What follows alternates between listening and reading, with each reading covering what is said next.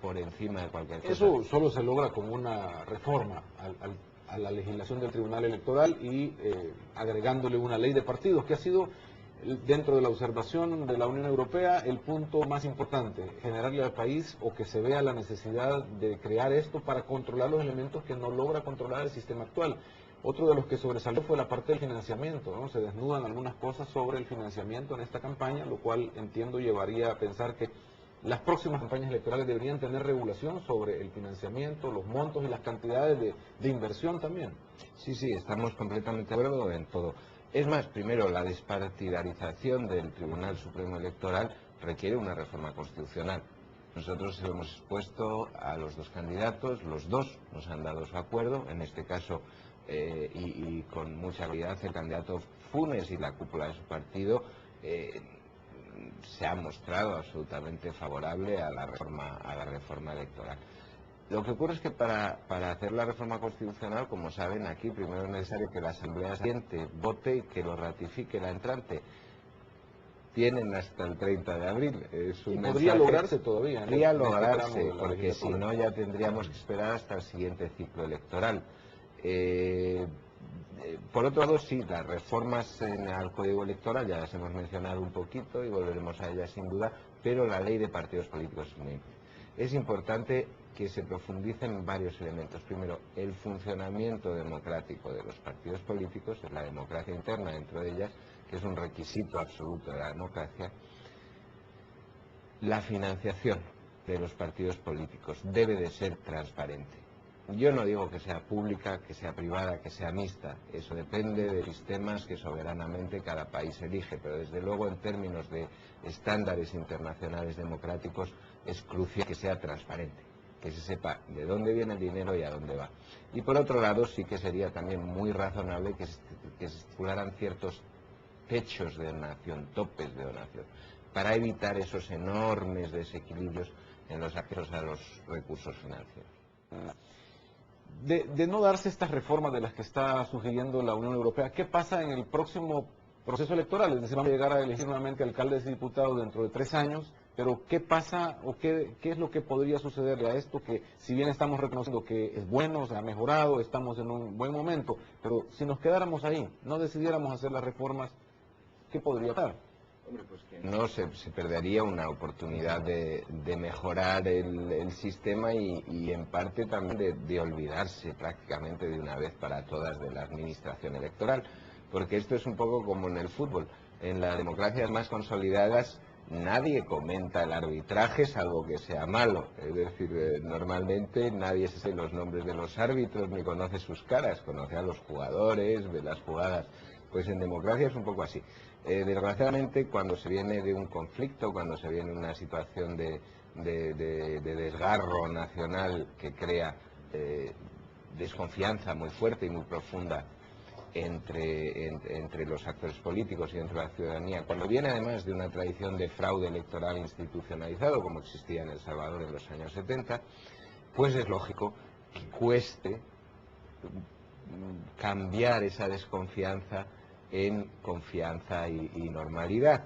Yo tengo que valorar el papel del Tribunal Supremo Electoral, de este Tribunal Supremo Electoral, como, al final, más importante, positivo, a pesar de su estructura política y de los problemas que eso ha generado.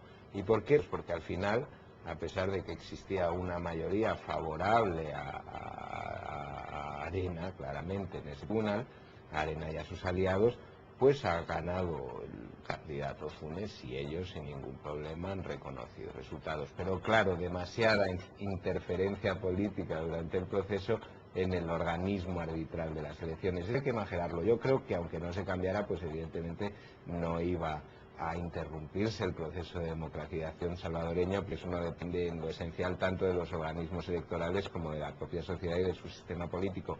Pero desde luego lo que sí creo es que este momento de alternancia y por lo tanto de renovación de la vida política debe ser aprovechado para pasar a un nivel superior de profesionalización, de neutralidad y de independencia en el órgano gestor de las elecciones. ¿Qué pasa con el concepto de lo del fraude, ¿no? Se montó también particularmente, el FMLN habló de que era posible, primero saber si realmente está estructurado ¿Es posible hacer un fraude o no?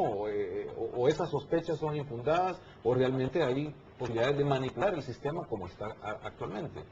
Vamos a ver, en lo que se refiere a las elecciones presidenciales y hablando de emisión del voto, hay suficientes garantías y salvaguardas para evitar que se produzca un fraude masivo. Y además el sistema es muy transparente en el sentido de que en el tribunal están representados todos los partidos, en juntas rectoras de votos están representadas todos los partidos, hay muchísima actividad política alrededor de las urnas y en las juntas receptoras de votos, lo cual a nosotros nos parece excesivo, pero de alguna manera eso sí que incrementa la transparencia.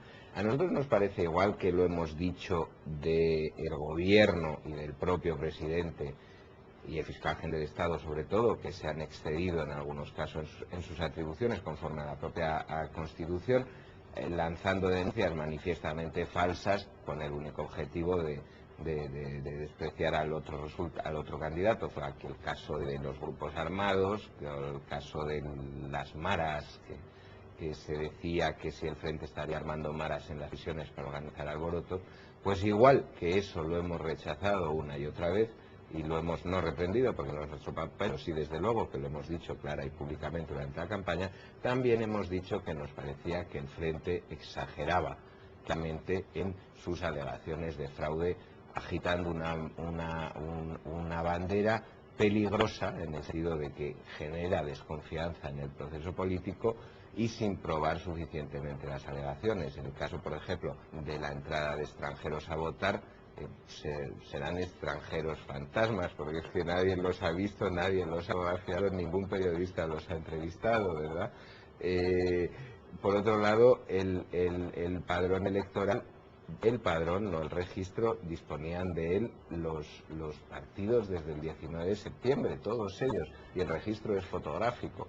Para votar hace falta que tu cara sea la misma que hay en la foto del padrón y la que tienes en el y por lo tanto algún fraude de esas características habría que haberlo preparado con muchísima antelación y sin que nadie se hubiera enterado, lo cual es complicado, sobre todo en las poblaciones pequeñas. Me queda claro que sobre el voto en sí es muy difícil un fraude, es decir, papeletas manchadas o actas modificadas, pero en esa parte de los DUIs, la gente dijo, hay personas que tienen DUI falso, trataron de votar de un municipio en otro, no tenían dirección o incluso se publicó con acceso directo a la página del Tribunal Supremo donde está el Perón, gente que tenía 2 DUIs.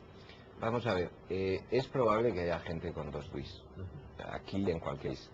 El problema es ver estadísticamente en qué proporciones ocurre, es decir, si es algo masivo o si es un error que ha producido. Eso puede ocurrir igual que aquí, puede ocurrir en España o en Suecia o en Argentina. Un caso, 2 casos, como han salido en la prensa, pues no tienen incidencia estadística para levantar una gran preocupación. En ese sentido me parece claro. Respecto a tener 2 DUIs no significa que vayas a poder votar 2 veces, salvo que los datos sean diferentes, ¿no? Distintos nombres y distintos números. Por otro lado, nosotros no creemos que haya especiales problemas en relación a lo que ha sido la transparencia, la identidad de las personas. La gente sabe que no se vota 2 veces, que hay tinta, eso es un elemento que evita también el fraude en ese sentido, y no hemos visto nada que sea masivo, es decir, puede haber pequeñas cositas, un caso, otro caso, pero en ningún momento hemos visto que se haya producido un fraude masivo, ni siquiera que exista la posibilidad de que se haga. Pues eso es bueno. Entonces, a lo que debemos de poner atención no es tanto al proceso en sí electoral, sino realmente al concepto político detrás de para sostenerlo en el tiempo. No es tanto a la jornada electoral como a las condiciones competitivas en el proceso electoral en sentido más alto.